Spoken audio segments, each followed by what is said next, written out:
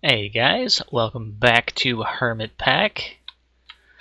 Hope everybody had a good Thanksgiving. I did quite a bit of work in the last couple of days. Had a day off of work for Thanksgiving and got a bunch of stuff done. And also went out and had some food and things. Also, before I get started, anybody that's playing this pack, I have a warning. If you are doing like I do, and put things on the Tinker's drying racks like this to display them, do not put the mechanism basic fluid tank on the rack, even if it's empty. I just had a problem with that where while it was trying to load the image for the tank, it would crash the game and not let you load your game. Or you could load the game, but as soon as it tried to render or load that item, it would crash out and error the game. Error and crash out. I had it right there, actually. In that spot right there. So here's how you fix it. If you are sufficient distance from the rack and you're in the game, you can do it while you're in the game. If you are getting kicked out of your game, you can do it from the main menu. On the loading screen, like splash thing where it says like single player, multiplayer, whatever, as long as you can get to the mod options button. So you go into that, and here's a list of all the mods. Go down until you get to Tinker's Construct. I have them in alphabetical order here. Go into Tinker's Construct, config, and you want to go into client side here. And there's this option here that's render inventory in world. So this is where it draws the image of the things on the drying racks where you can see it. Otherwise, everything is invisible. Normally it's on true. If you set that to false and then save your changes, it will not draw the image of the tank, and therefore it won't have to crash your game because it can't load it correctly.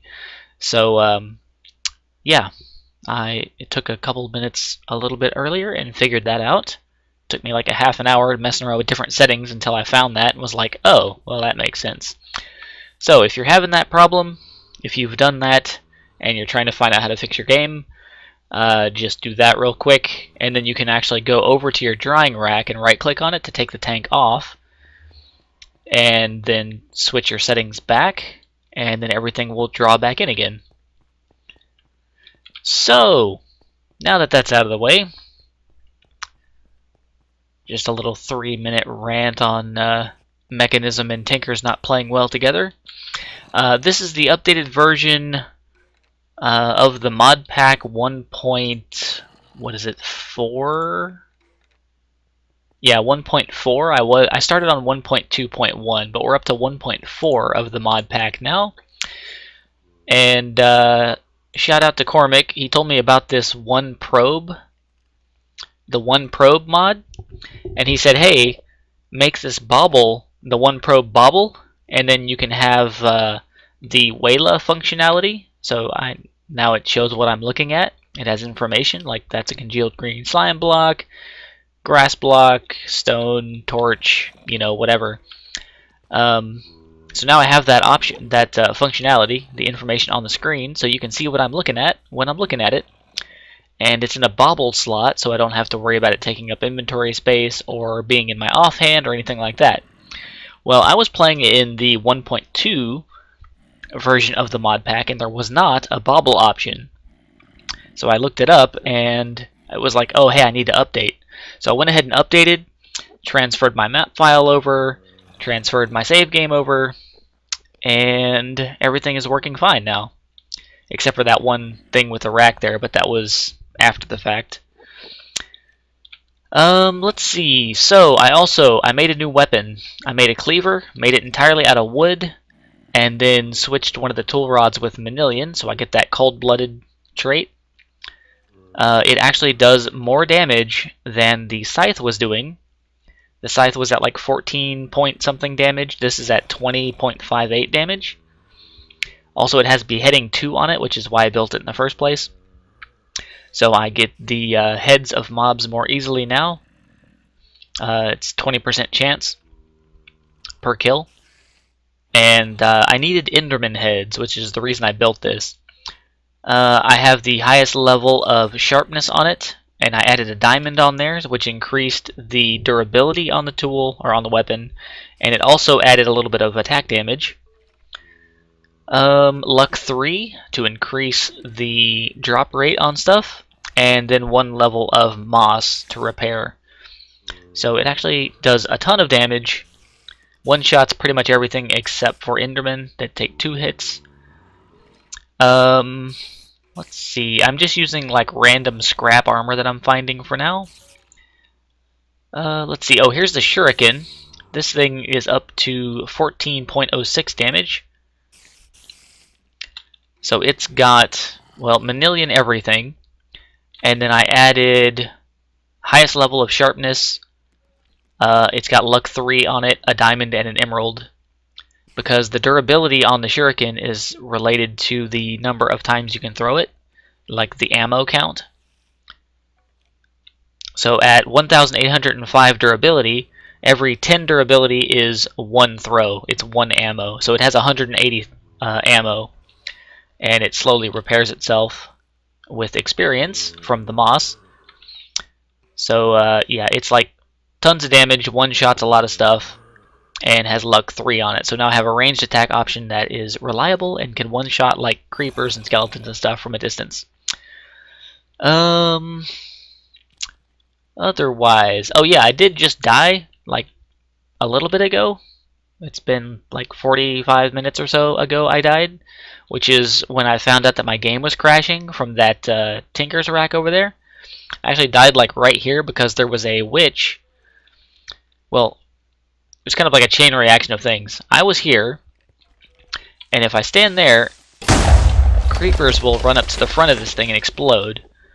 So what happened was, one of the confusion or concussion, I think they're confusion creepers, came up and exploded, and teleported me to like right about here. It also teleported 2 witches, a skeleton or 2, and a zombie. Like a whole, like every mob that was in there got teleported out here randomly. One of them was a wither witch, who then withered me, and then I got pelted with arrows. A whole bunch of stuff happened all at once, and I died like right there. So when I respawned over there, it had to redraw that Tinker's drying rack back there, and that crashed my game. That's when I found out about that. So I had to fix that to come down here and get all my stuff. So I still got my death info here in my inventory. So that happened.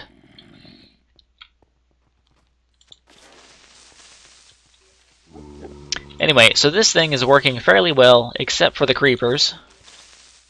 I replaced some of the wall here.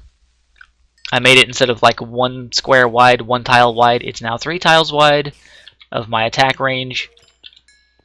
So I can stand all over the place. Oh, there we go. Aha, see, this happened. But there was a witch.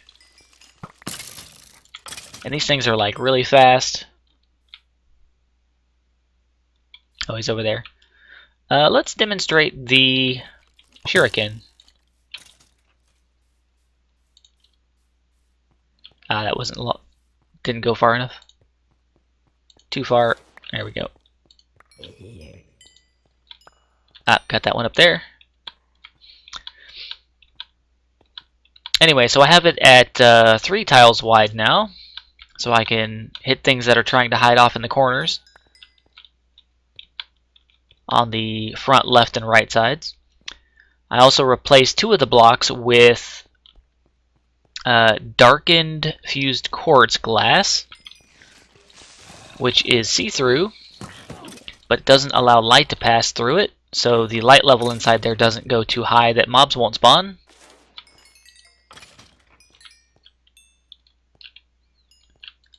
And then I have the same setup here with the item collector pulling all the drops into this chest. So that has not changed. And the setup here with the slabs is just so the experience will be able to get to me, but it still blocks all the mobs, like the baby zombies and stuff, can't actually fit through there.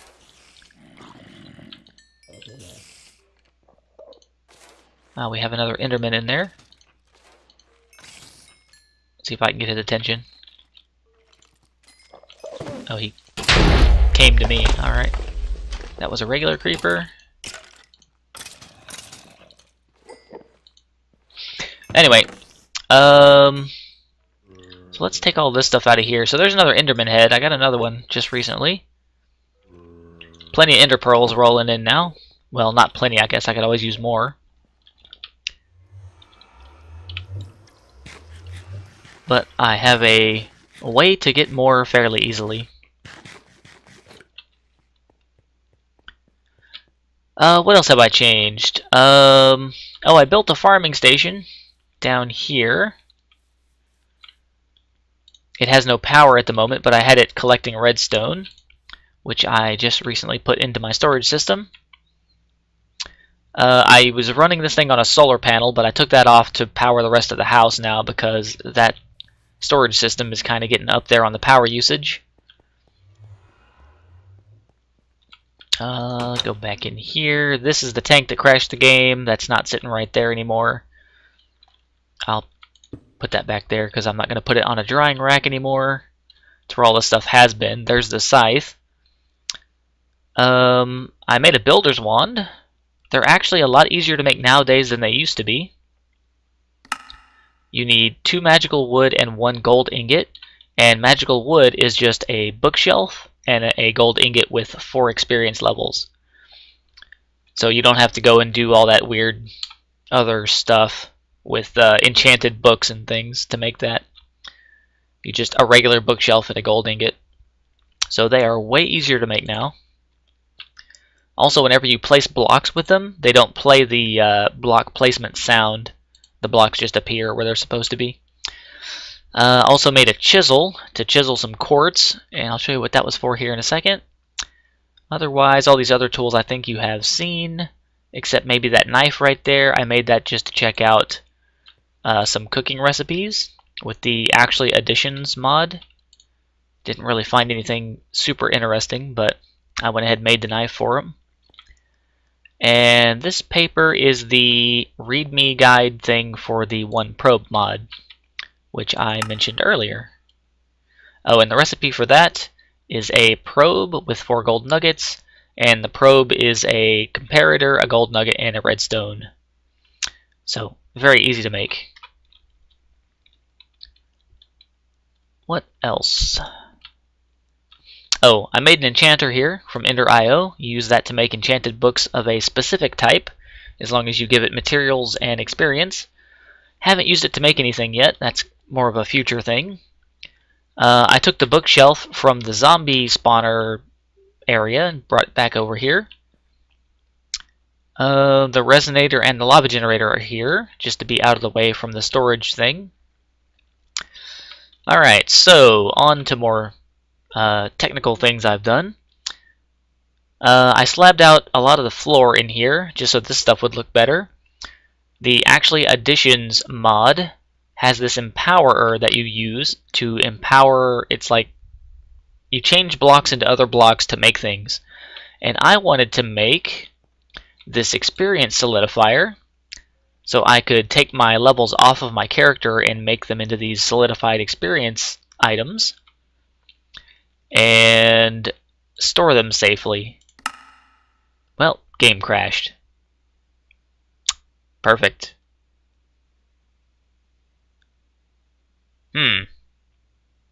Okay. 1 second, let me fix this.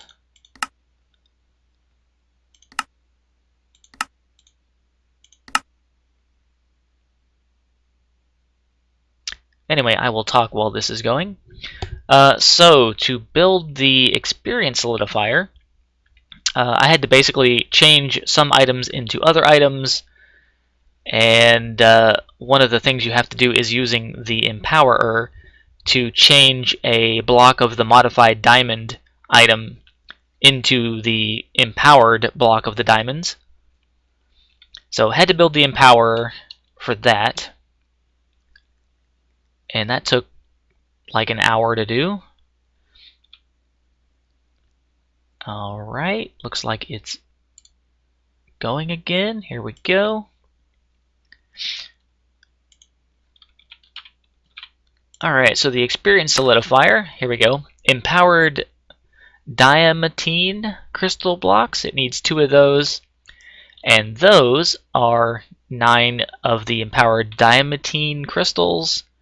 And you make those by empowering diamonds with clay and light blue clay, or light blue dye. And the crystals originally are diamonds hit with that beam from the atomic reconstructor, which I used to have like over there somewhere, but it's over here now. That thing that you put a redstone torch down and it shoots the laser and it changes items into other items. You do that with diamonds and it makes those things. So then when you make the empowerer, you also have to make 4 of these display stands. It actually takes a display stand to make the empowerer, so you have to make 5 of these display stands. And those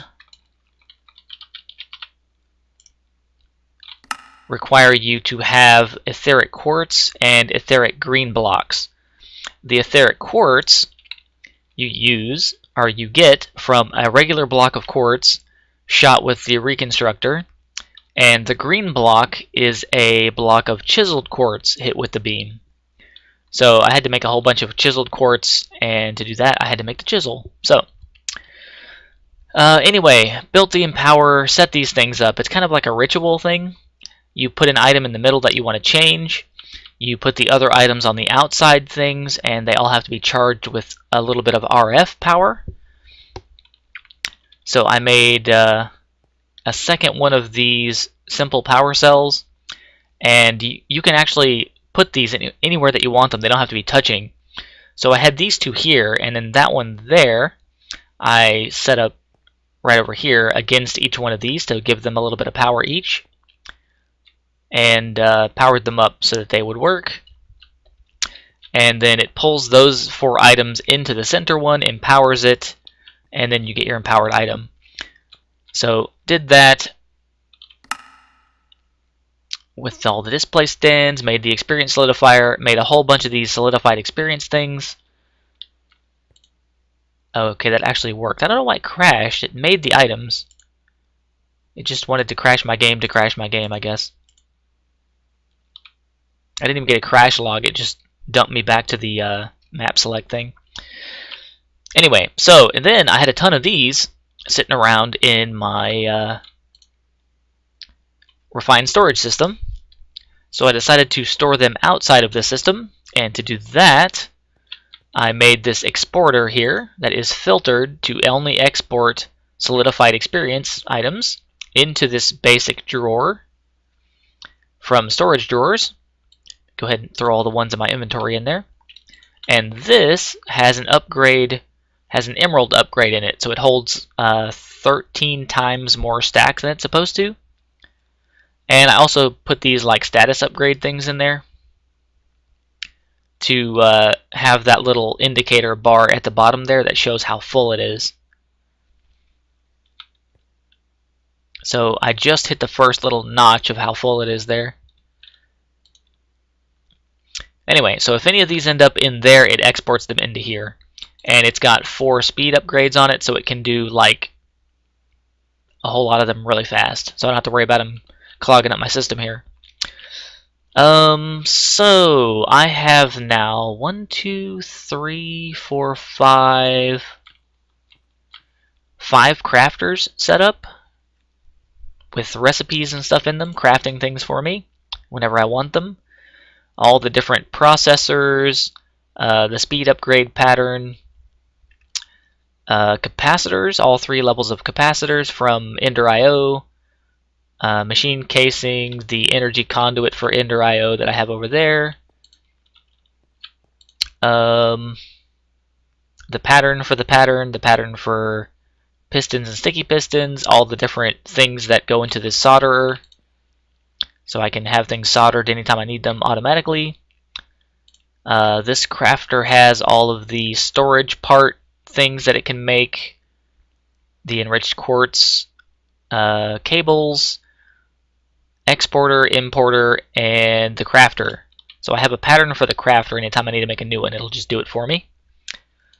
This one is holding fused quartz, enlightened fused quartz, and dark fused quartz, as well as the regular upgrade basic item, glowstone, planks, daylight sensors, and the photovoltaic cells. I made a whole ton of those. Out here they're powering that whole system, which now takes quite a bit of power. They're all up here. 2, 4, 6, 7, plus the original regular one that I can't really do anything with, but it's helping. So that's all outputting 290 RF per tick. And out of that, I'm getting like 140 to 50 or so RF per tick in the middle of the day. I also have these capacitor banks from Ender.io. They're kind of like a big multi-block structure, and they're really informative and useful. Anyway, I'm trying all different kinds of power storage, and these are actually really good if you want to have a different option other than the ones that I had inside the base. These things from RF Tools. If you like Ender.io better than RF Tools, then you can use these. But these you have to have connected with cables and stuff. The RF Tools, you can actually put the output block where the power is being output. You can move it anywhere you want to, and it's kind of like wireless transmitted. But the further away you get, the more percentage of power that it's going to use. Like, it has a cost. So right now, these, it says output cost 0.0%. If you move it really far away, it starts to add percentage cost to the output. So it takes more power to send it over there. It has like a tax on it. From here to right there, it was still at 0. So if you're not going too far, you don't have to worry about it. But I'm just trying all different methods of things for power. Also set up here, I have the alloy smelter with a crafter attached to it. So it knows how to auto-craft energetic alloy, vibrant alloy, redstone alloy, conductive iron, solarium, pulsating iron, and dark steel. So any of those alloys that I need can be made in here. I also have octetic capacitors in that. So it goes super fast and holds a ton of power.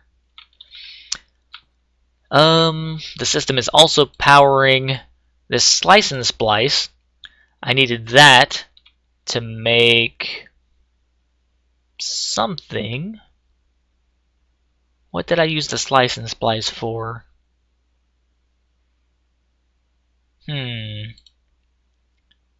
What did I use you for? I made one thing earlier, but I don't know what it was. I think it was a Z-Logic controller. Oh yeah, for the farming station. Okay, I made a Z-Logic controller for the farming station. That's what it was. So that's why I have a slice and splice there. The crusher, that's the old crusher that was like over there a long time ago. I moved it over here. I also made a crusher from Extra Utilities 2. And I'm using this to turn cobblestone into gravel and then gravel into sand. So I have sand to make glass out of because I'm using a ton of glass. And then the atomic reconstructor that we know of is right there.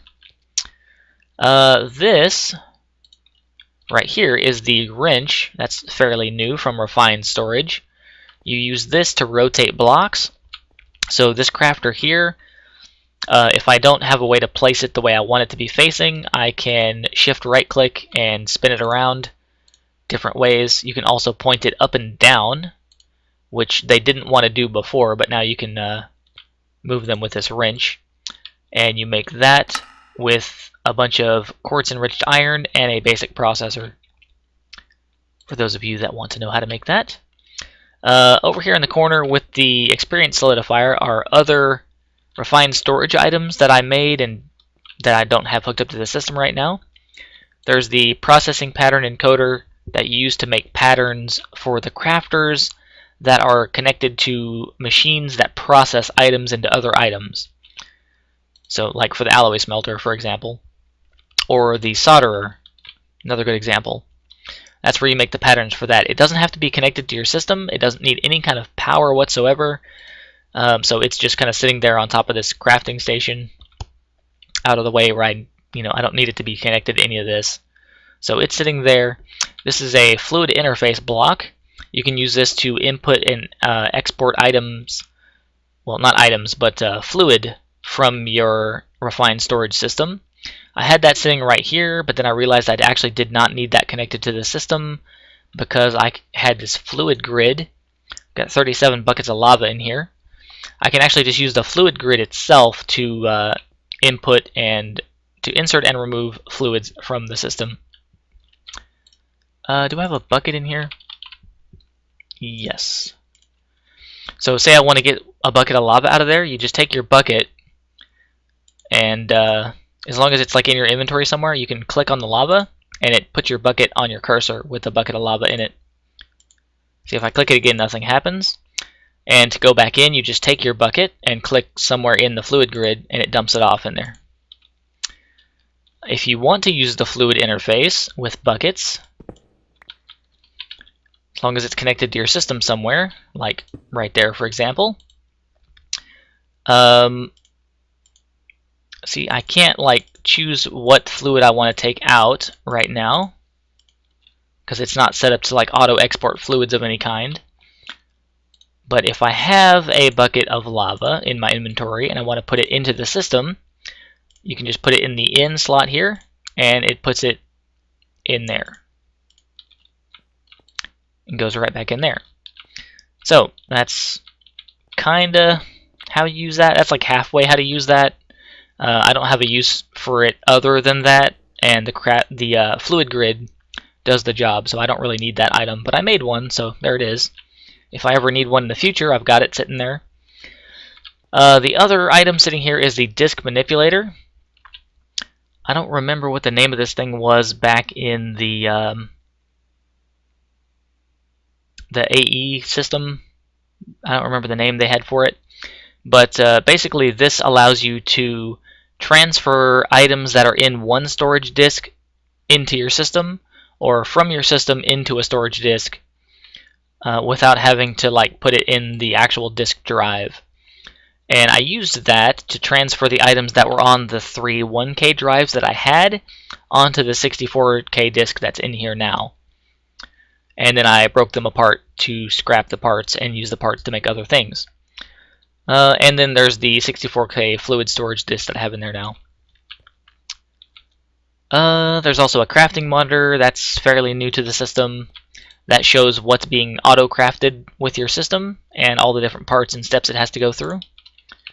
Useful information. It doesn't have any graphic on the front right now that shows you what's going on. You have to actually right-click on it and look at it.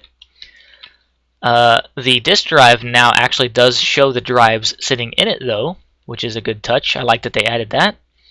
I remember, or it actually wasn't that long ago, I said telling it like it's a story from way back in the day, but just a little while back I said, hey, it doesn't show the drives in the drive bays like it used to, but now it does. Since the update, it shows them in there now. What else is going on in the base these days? Oh, I put the Torturino here next to these furnaces to speed up the tick rate for these furnaces, so that whenever I make glass, let's grab a piece of coal out of here. And I need to clean up my inventory a little bit here. Just throw all this stuff in here. Except for the death info and my sword.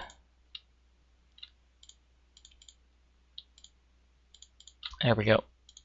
And then I actually put the sand away. Alright. So, whenever I'm making glass over here, it speeds up the tick rate of these furnaces to 4 times normal speed. So I don't have to sit around waiting on it all day. I can process a lot of sand into glass with the old school furnaces here, and not have to worry about using power or switching the alloy furnace around or anything like that. I'll probably eventually put like a regular, like a powered furnace over here, attach it to the system with a crafter. But I don't want to go too crazy with stuff attached to the system quite yet until I get a better, reliable source of power, which will happen in the next episode. I am set up and ready to do it. But this episode is just the catching up on what I've been doing the last couple of days episode. And we are going to throw the death info right there. Still nothing lost. Haven't died and lost anything yet. I've been reclaiming everything. I think that's everything of importance.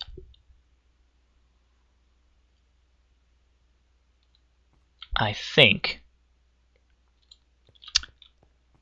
Yeah, pretty sure that was everything. Alright, so, thanks for coming by and watching. If you guys want updates and stuff and things, follow me on Twitter. The link is below in the video description. And until next time, have a good day. We'll see you later.